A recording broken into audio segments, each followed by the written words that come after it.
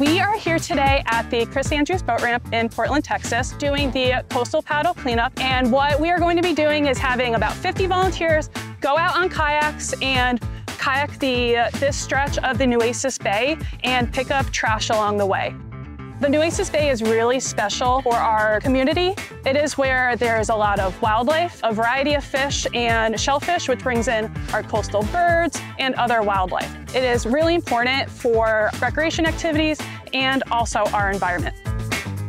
Community Leaders Program that came about last year between 1.5 and the Corpus Christi Hooks, and we couldn't be more excited and thrilled with the developing relationship that we already have. But today's really one of the big kickoffs as we partner with Coastal Bend Bays and Estuaries program as well. We're going to get out onto some barrier areas, help the bird sanctuaries, and kind of keep our waters clean, which is really a big part of what this partnership is about. This initiative is important to 1.5 because we want to ensure we are protecting our environment.